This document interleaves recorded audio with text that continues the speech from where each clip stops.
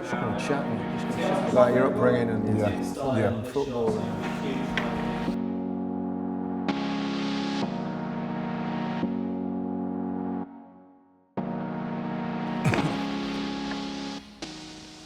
Your neck of the woods.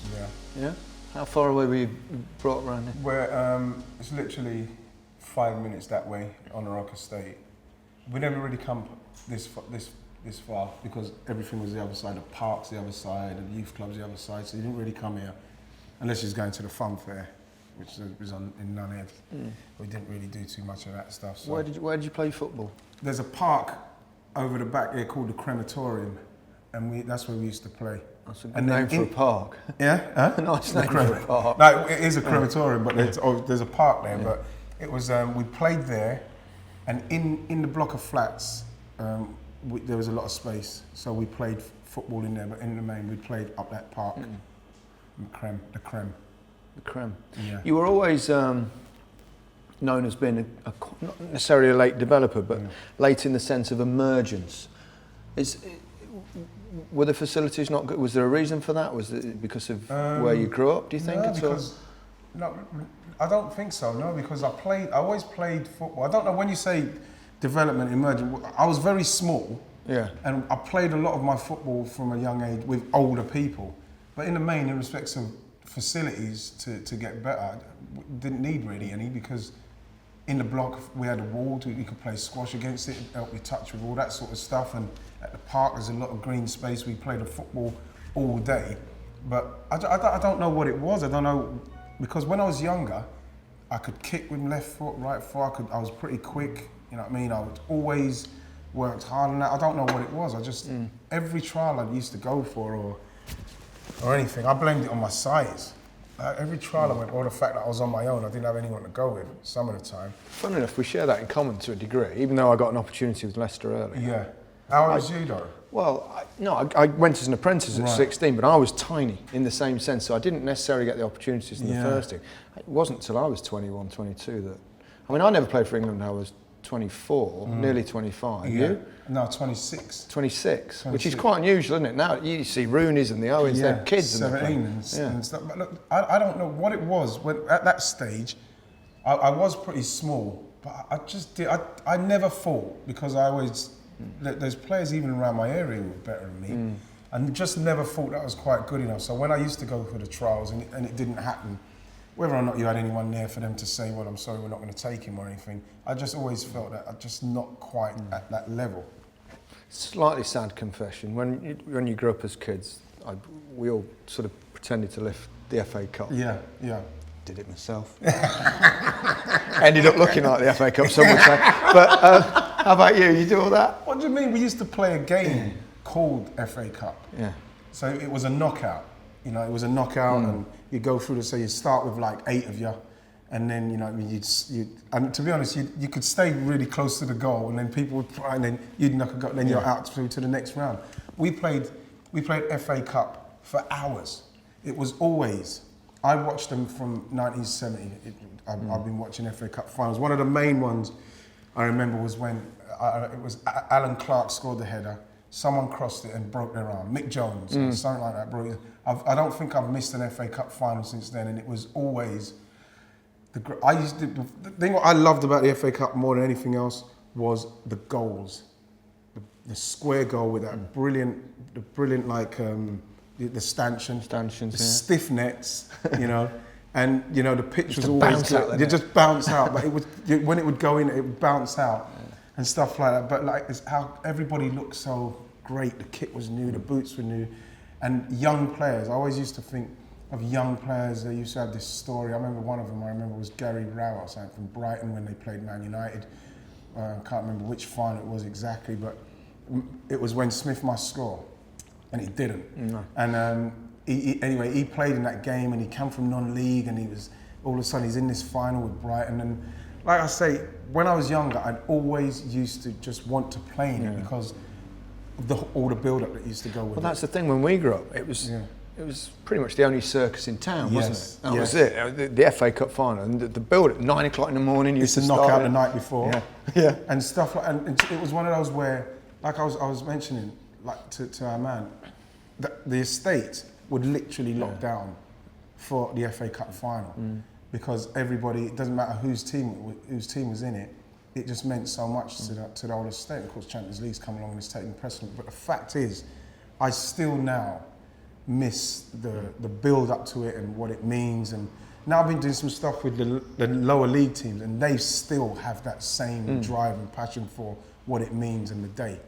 I still think it's the greatest thing ever. Do you think modern players, particularly at the top, do you think they get it anymore, the FA Cup? No, they don't, because I think that everything about them, everything about what they want to do and who they want to play for is all pushed by the Champions League or the Champions League. Does that sadden you?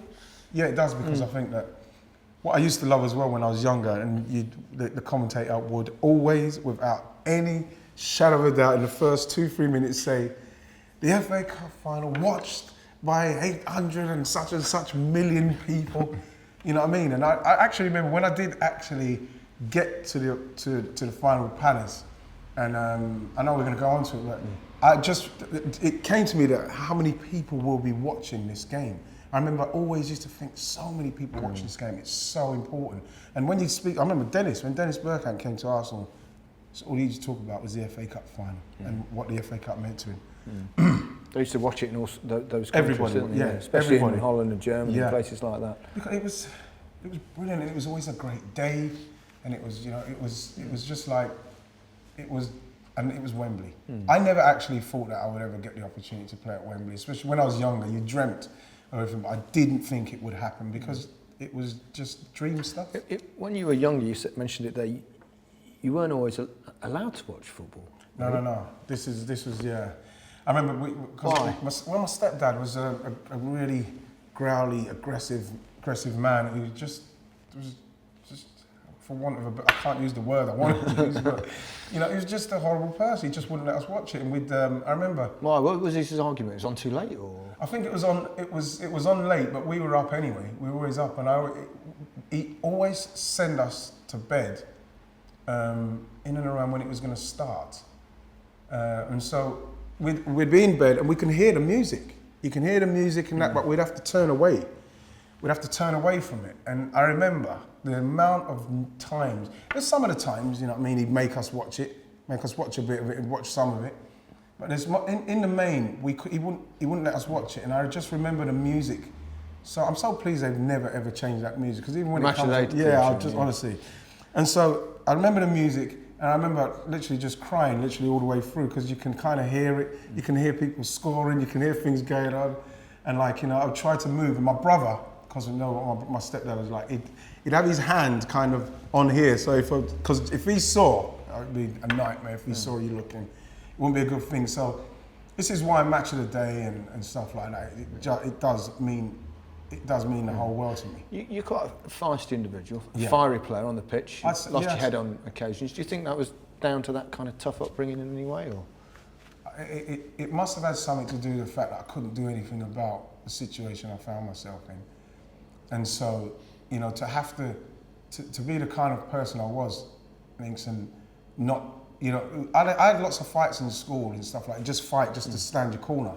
And to have to really hold your corner when you ain't done nothing wrong, you just want to, of course, that's going to build up. That's a lot of pent up anger in there. And to be honest with me, it did manifest itself, especially once I went to Arsenal. People took more notice of my indiscretions, and I got into a lot of trouble from it. And to the point where I got anger management, because I didn't know why some of the times the red mist came down and I literally just snapped like that. And it was one of those where, when I did see a lady, I went to see a lady, a lovely lady she was as well. She told me to take up golf, right? Which I've seen you on the golf course. That's definitely not helped your anger management. But the thing is, I understand exactly why she wanted me to do it, because because with golf, because there's no one else to blame but yourself, and you get it wrong, there's an instant, with me as well anyway, to snap, and the red mist came. Yeah. And that is, once I realised, I didn't know what she was doing. I thought she was taking a mickey at first. But then once I realised I got it, and I realised what she wants me to try and control, and that's what it was, that reaction to snap. And I snapped a lot of times on the pitch. Yeah. You got your real opportunity at Crystal Palace. How big a part of your life was and a turning point in your life was the FA Cup, 1990? Well, to be honest, it was one of them where, you know, because everybody on the estate, I was still in the estate when I got to Palace. I was still living on the estate, and everybody knew, he's at Crystal Palace now, but I was in and around the reserves, and so it wasn't happening. So then it started to get better and better. I moved across to Forest Hill with my mum, but then by 1990, we'd gone up, so I'd made a bit of a name for myself. Everybody in the area was pleased for me, and it started to happen. But when we got to the final, and I remember the people were saying that our team was rubbish, because I remember Liverpool beat us 9-0 earlier on in the season. Right. And we beat them 4-3. And it was an amazing game, the semi-final. It was amazing, it was. Super Alan Pardew. That's when Alan Pardew turned into Super Alan Pardew. They booed him for 2 years.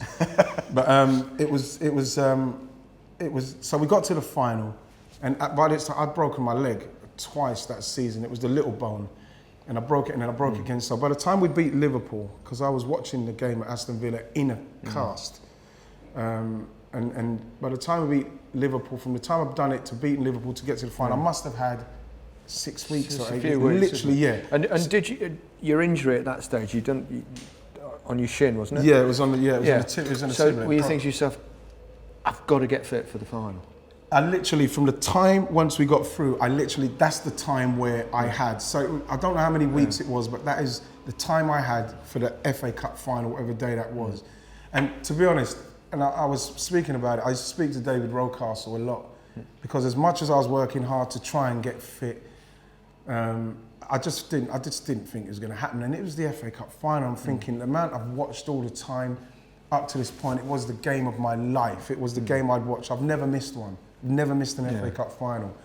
And I was thinking all the time, even when I was working hard on the bike and running, I didn't think I was going to make it. You didn't? No? I didn't think I was going to make it. And even up to the point when we're like a week away, Steve Coppell had a couple of behind closed doors matches, and honestly, I was running, and I was running. I wasn't limping, but I'd lost my calf because obviously I was trying.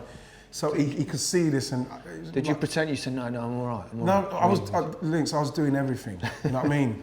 The one thing I was scared to do, which I'm not going to lie, I didn't. I think I've had a couple of run-ins with people who tackled me in training. Because I was thinking, if it goes now, that will be it. I won't play in it. And people came close. And to be fair, some of the boys, we're talking about a Palace team that was very aggressive in training. Everybody trained very hard, and I had a couple of run-ins with people because they got close. But in the end, I got on the bench. When did you know you were going to be on the bench? Because I was training, wanting to play. I wanted to play. You wanted to start. I wanted to start. Yeah. I knew, I'd say, maybe the Wednesday before the Wednesday, I knew that I was going to be. And when he said to you, you're going to be on the bench, were you happy or distraught? Really distraught. Yeah. Because if I hadn't broken my leg, without being arrogant about what's going on, I would have played. I would have started with Wright. And so, I'm thinking it's against Man United, and I'm not even going to lie. It's Man United. It was one of those a fairy tale cup final. Crystal Palace fans made it amazing on the day. And you're thinking, it's Man United, I won't get a chance to play. It was Brian Robson and Mark Hughes and all the boys, all the bells and whistles. It was a top team. Yeah. And I thought I might not get on. And by the time I do get on, the game might be over. Yeah. Well, describe to me what it was like sitting on the bench. I know what you're like anyway. It was terrible. To the point of, sitting on the bench, and then we scored first. Yeah. Right, so it was now you're thinking I've got no chance of getting on. Proper strikers thinking. No, I'm thinking, hopefully we can win it. I can come on and then really finish the game, come off the bench and finish the game and be the FA Cup hero like I've seen. I remember Bobby Stokes, Southampton being the FA Cup hero against Manchester United. So that we scored, then Brian Robson scores, and then I think Mark Hughes scores, and the time's going. And as it's going, we're getting past half time. You start looking at him. Well, of course I'm starting to look at him because it was one of those where I'm thinking, well, if we're losing 2-1, I want, I'm on, get me on, man. So 60 minutes is gone, 65 minutes, then 70 minutes is gone. Did you say anything? I didn't say anything, but what if people can look at when the substitution's made, Phil Barber comes off. I am so angry when I'm running on there, right? My face is so angry. Too late. Honestly, I was thinking, I didn't think it was too late or anything. I was just so wrapped up in wanting to play, wanting to play in the final. Am I going to miss the opportunity? And once, you know that the substitutions normally happen at 70 minutes. So it was like 73 minutes I go on. And like I say, my face was just, I was so angry. And then within 3 minutes I scored. What did that feel? I question, cried. what does it feel? It's hard to describe, isn't it? That moment. There was tears, were there? There was tears, and the way I ran off and celebrated, even when I watch it back, it kind of makes me feel a little bit emotional now, because like watching so many, and it is the, I don't know, it's the entrance of the hero. If I was at home, you'd be thinking, you know what I mean? Oh, hopefully, and I know what it was like. Broccoli would have been, the whole of Broccoli and everybody would have been locked down watching to see if I'm going to come on, and then they'd be thrilled for you. Yeah. It was unbelievable. Yeah. And well, it went from really good to even better for a while. Well, it was one of those where there's so many people that wanted me to get on in the area, and well, it's nice though that people feel that way, isn't it? When you at your roots and everything. Yeah, and so sorry, man. No. So to get on, and then you score after 3 minutes.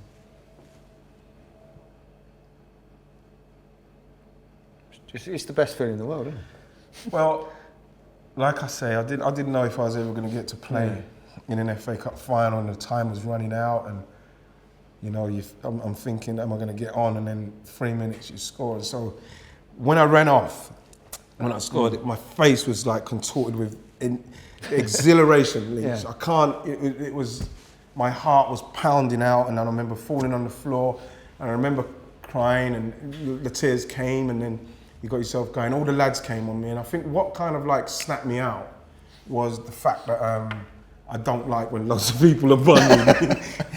I don't like the bundle, so I think that kind of snapped me out of it, because I started to scream for them to get off me, because if you watch, there's loads of them jump on, and I don't like that, and so they got off, and so then you get up, and then you know, it was happening, and I think for about 5-6 minutes, I didn't know. It was like being, I was outside of myself, watching myself. It was happening, and I felt like I could be at home watching this happen to somebody, and I'll be absolutely delighted for them. And like I say, once that happened, and then, you know, then we scored again in extra time, and then you scored again. Yeah, I scored again extra time. And so it's starting to get. And compare the feelings between the two goals. Well, the first one. Yeah. The first one was brilliant, because like it was perfect for me. Mark Bright, the ball came from Richard Shaw. So something happened with Richard Shaw, and he kind of nudged it forward to Mark Bright, and Mark Bright touched it and flicked it through round the corner. And all I remember was Mike Phelan, and I just felt like, right, if I get past him, then I get past him, I'm in the area. But then as I got past him, Gary Pallister came pretty quickly, so I cut him as well. And then before I knew what was happening, the goal, all I could see was the goal was there, and I could see a big part of the goal. And so all I thought to myself, I'm just going to aim for the big part of the goal. And so with the first one, so bang, bang, and then before I knew it, I was down, and then bang. It just literally happened so quickly. May I say, what a fine goal it was. You know something, I watch it, and even watching it now, if it was someone else happening, I'd have been so happy for him. But when I watch it, I'm so pleased that it happened so quickly. I had to get past Phelan, I had to cut inside Palace, and then I had to shoot. Because if I feel like it was one of those links where you have to bear down on it, like I remember your one against Liverpool, you bear down and you're going through, Hansen's chasing you, and then he saved it, but then you got the rebound. When I spun Hansen. When you spun Hansen, that's what it was, you spun Hansen. I've got to give you that. And then, but you hit, what I'm trying to say is, if I had to think about, okay, I'm bearing down, I don't know how I would have dealt with it. So I'm pleased that it happened quickly, bang, bang, bang, bang, you know. The emotions of the goal that put you 3-2 ahead, were they different? They were, because all of a sudden it's the second, is it the first period of extra time? Yeah, the first period of extra time, and I scored that one, and I remember just running off like, oh my God, we're 3-2 up, we're 3-2 up, and John Pemberton, I remember running into John Pemberton, and I didn't celebrate in the same way, because all of a sudden now, we've got a chance of winning. We've got a chance of winning, and so I remember thinking, but it's only the first half of extra time. And so, you know, we got to the second half of extra time, we went and saw him, and he said, just keep going. keep playing, keep trying to do what you're doing. You know what I mean? Because like I was on now, they'll be frightened maybe the pace over the top. So we've got to try and get the ball in those corners for myself and John Slark and whatever. And then, you know, then 7 minutes to go. 7 minutes to go. You've scored 2 goals. You're winning 3-2. Yeah. And yes, they equalise. I mean, it's just robbed you of being the. Well, I mean, you're a hero anyway. Yeah, but before that, I'm thinking. Yeah. Before that, I'm thinking, oh my God, I'm going to be that hero I've always watched, and it's going to happen, and you know, everything's going to be great. And it's almost as if thinking those things was calling it on. I called that on for, you know what I mean, because then you don't think of the fact that, you don't forget they've got Brighton Robson in the midfield, they've got Mark Hughes up front, you know what I mean? People like these who've been in this situation many, many times. Was their equaliser one of the worst moments of your career? Easily, and then when you consider what happened in the second game, it's definitely. Do you wish there'd been a penalty shootout?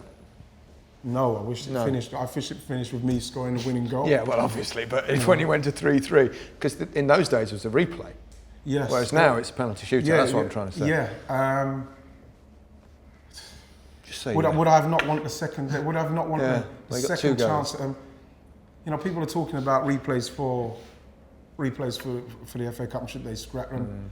I wouldn't scrap the one in the final. I think that the final is so special that if you get there, you should have one replay, and then the replay goes to penalties. So what was going on inside you, emotionally and thought-wise, at the end of that game? This must have been a bit of a mixed. Yeah, it was mixed because it hadn't finished. Yeah. It wasn't finished, but I felt like I'd done enough for it to be finished. Because it felt like that's how it's meant to be. You know, people didn't give us a chance against them. You know, with the team that they had and the team that we had. We were a very athletic team, weren't we? We were very direct and everything, and we fought them all the way, 120 minutes, and then their quality came through at the end with Mark Hughes. But I was thinking that, you know, it should have been done on a Saturday. The replay, how different is a replay? Not too many people have played in an FA Cup final replay. Does it differ that much? Yeah, and plus it's in the night links. It was different because all the build-up weren't the same. It wasn't in the day and it was in the night, and we had this ridiculous kit what Buckter made.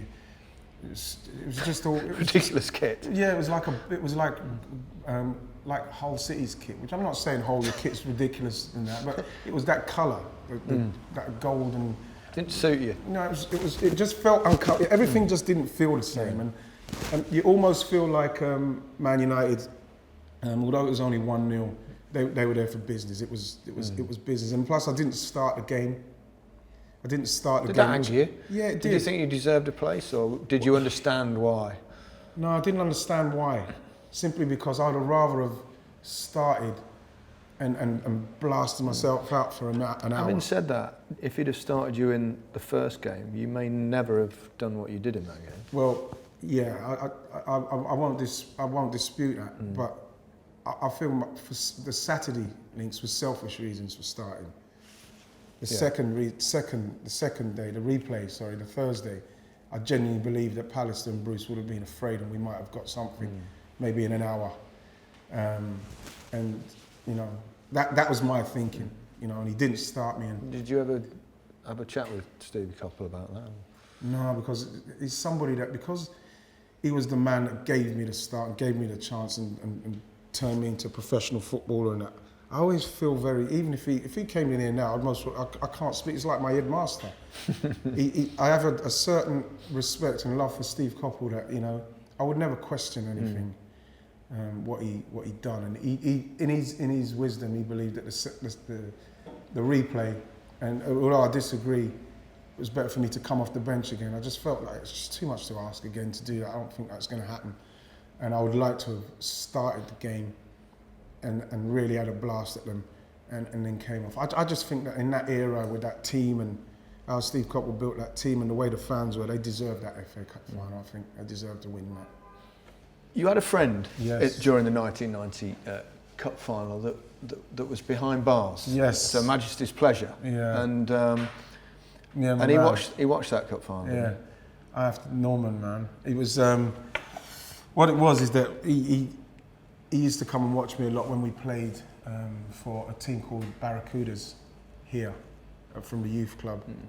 And we set up a team called Barracudas, and we used to play at Ely Fields and all over the place. And he used to always come and watch. He weren't the greatest player himself, but I remember for this particular time he was at Her Majesty's pleasure. And I remember when we got to the final and everything, he told me afterwards how, you know, when we was building up, he said, yeah, my friend plays for them, and because obviously inside they were all getting ready to watch it, and he said, yeah, my friend come from the same area, and he said, yeah, my friend's playing in the final, and they said, nah, your mate's playing the final. He said, your mate ain't playing in no final. What do you know? You don't know him, this and that. He said, yeah, Ian Wright. His name's Ian Wright. And then I said, yeah.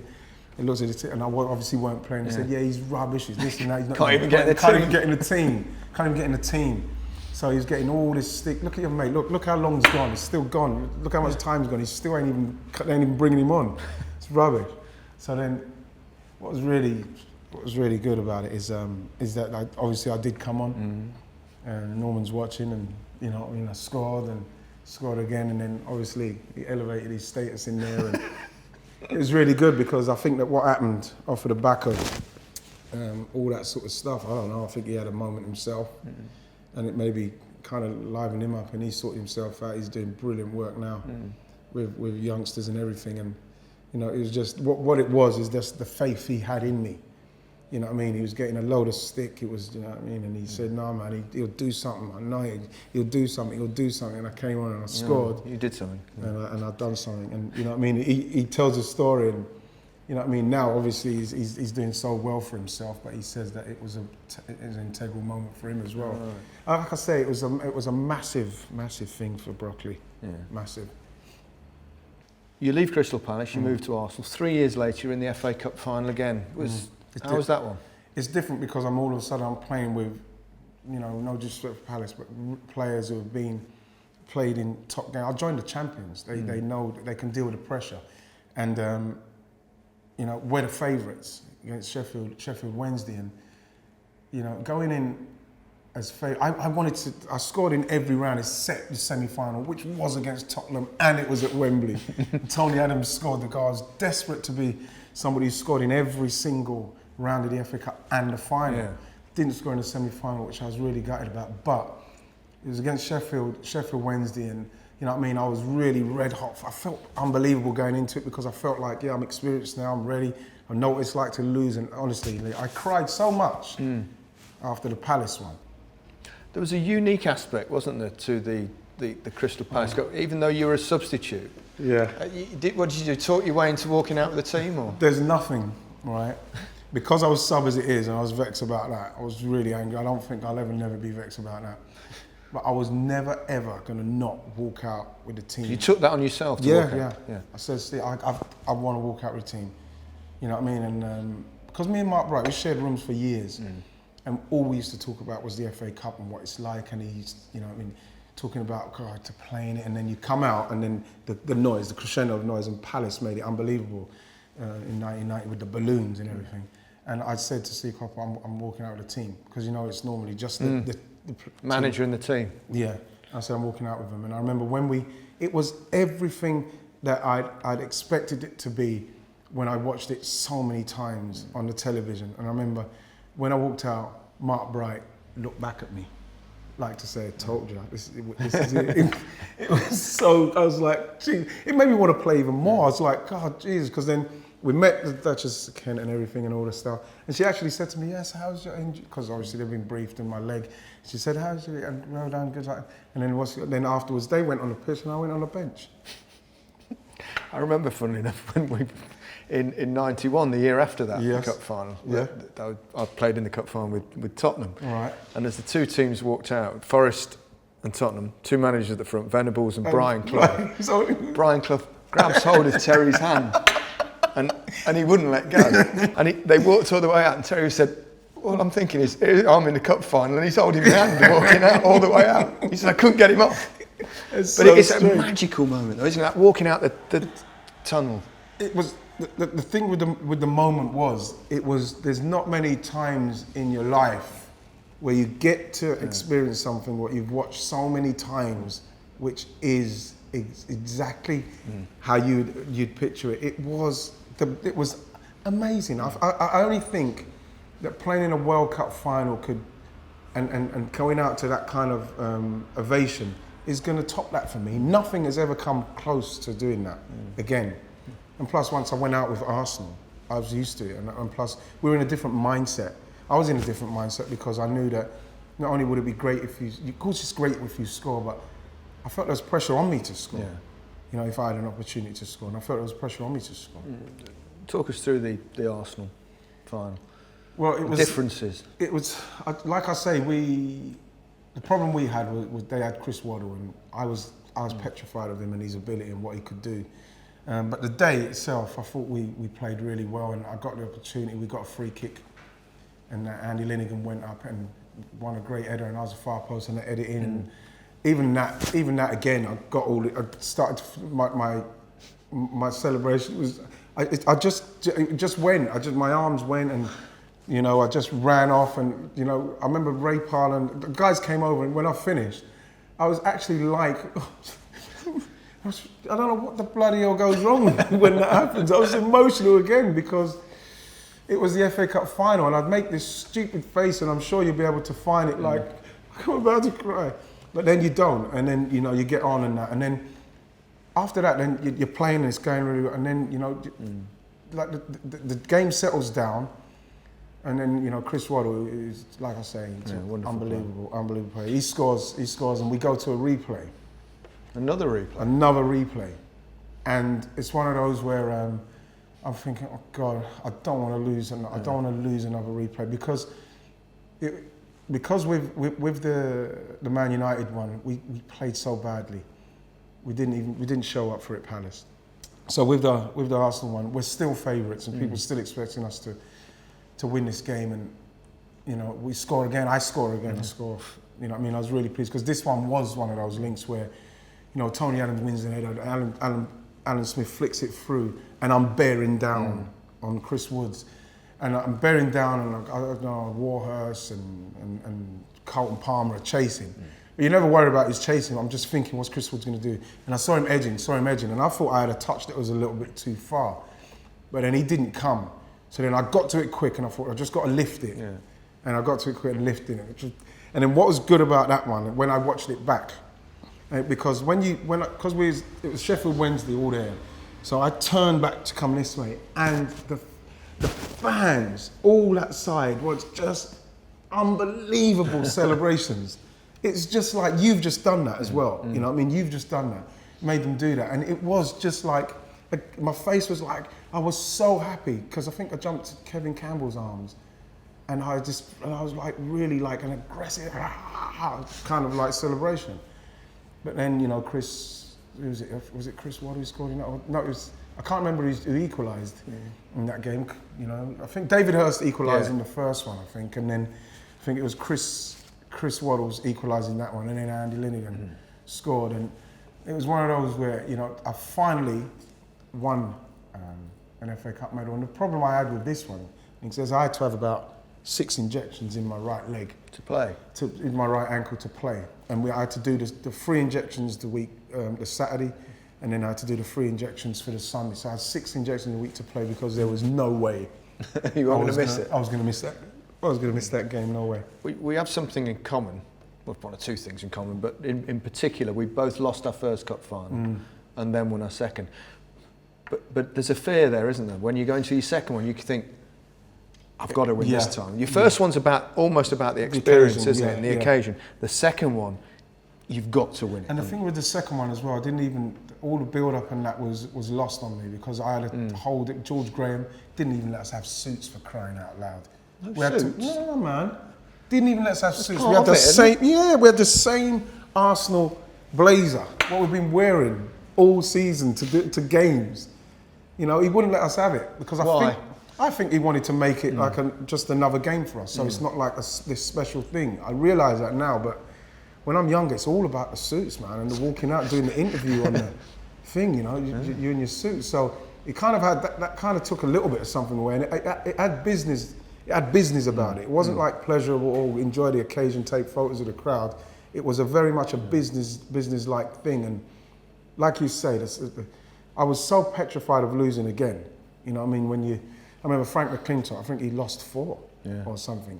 And you know what I mean? I didn't want to be somebody who got there and never never won it. So I was petrified the second time. Describe what it's like. Describe the emotion that you went through. That walk up the steps and Well, the thing with the walk up the steps is that you feel you especially when you've lost, you feel for the losing team. A bit. Well, you do feel for them, and you know what I mean. And plus, I had Brighty. Brighty, of course, playing for Sheffield Wednesday. Sheffield Wednesday, and what was really the bitterness and the sweetness about it was it was me and Brighty used to talk about that in our you know, when we was playing away from home in hotels, about playing in the FA Cup final. So to see him go up and how upset he was and what it meant to him, you know what I mean? And he was just so, you know, well done, good. And he was very businesslike about it. Yeah, well done, go on, get it, you're all right. So, but the steps, and then you know you go up the steps and then you watch it, people throw the scarf and you, I love all that, I loved it. And then it was brilliant because just, as I got up there and I was trying to tell Tony Adams, wait a minute, Tom, wait. And you know, to get your arms up in the air because it was done. It was, and I said if I didn't win anything else, and I could have won only one medal. With the way my career has gone to this point, I only won one. It would have been Palace winning the FA Cup final, and having an FA Cup final medal. But of course, going to Arsenal, that's what you go there for, to get the opportunity to go back to those places, and with the experience of the players that you're playing with, you can get through it. And I'm sure that's why Man United maybe beat us in the replay against Palace. So you really fought FA Cup finals. Yeah. In a way. And I scored in all of them. You scored in pretty much all of them. Yeah, so I was quite except for one. Except for one. Which you would have done if you'd started. If I started, you know what I mean? So you'd have been in there. I would have scored goals. Yeah, what does the FA Cup mean to you? I mean, people always say, the magic of the FA Cup, it's what we, you know, and different generations think different things. I mean, nowadays it's a little bit different. It's still a weighty trophy, but it's not quite what it was. What does it signify for you? It will always be the trophy for me because of what it meant to me growing up. I'll have to say, the FA Cup made me. That's what made me dream of being a footballer. It was the FA Cup, because remember, we didn't see too many football matches on the television like we do now. So it's not like you watch a Premier League match every week and watch. The prestigious game was the FA Cup, and wanting to be a footballer to one day play in the FA Cup. And also, how significant do you think the final in 1990 was for the furtherment of your football career? Well, I feel that. Well, what happened is that people knew about me, what I was doing. We got up into the first division and we done pretty well. Once we got up in there, mixing it with the top boys and everything. And I feel that once I done that on that stage, I feel that then, you know, I don't know, George Graham is going to be someone who's, because it's not long after that I signed for Arsenal. The next year I signed for Arsenal. I think that they see that you can do it in the big time on that stage, on that big stage. And I was quite pleased about that. You don't, when it happens, you don't think, oh, brilliant now, Arsenal or this or that is going to come for you. But that's what they'll be thinking. Oh, he can deal with a big crowd. He can in a big occasion. So, you know, you look back at it now, and you know, I suppose that's what happened for me. It brought me to people's attention even more. And what about the celebrations with the FA Cup going? Did you make it last? Yeah. I mean, we do, don't we? Really? Well, to be honest, you know it's not going to last forever. So I remember, we did make it last.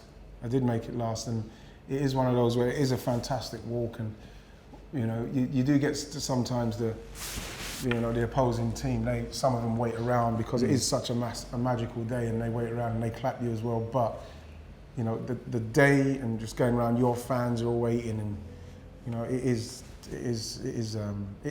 I'm just sorry that it can't be like it was. I'm still disappointed that Wembley had to change the goals. They've changed everything. It's not even recognisable for me like Wembley. It's a total different ground. I feel that the history and everything that the place is steeped in, keep the goals. Why would they change those goals? Those goals were just the best goals. It's just like they're the best goals. That stiff net. You know, that beautiful white stuff. And I remember when we went out there the first time with Palace, because that's where it was magical, because like I say, it was business-like the second time. And I remember going and standing in the goal, because when you watch somebody, when they've got their suit on, when they were doing the interviews on the pitch, and you look in the goal, they look small in the goal. And I remember going in the goal when I had my suit on and looking at and touching the net and all that stuff, the goal, and I was thinking, Jesus, please God, just give me a chance to get on. Please let me score. Just want to score in these goals. I just want to score in these goals. Well, you did a few times. Well, you know, it was. Yeah. Well, thanks for sharing your memories. Thanks, man. Thanks for having me. Yeah. I love you, man. Name? Ian Wright. Specialist subject? FA Cup finals, goal scorers, I'd say, 70 to present day. Ian, your time starts now.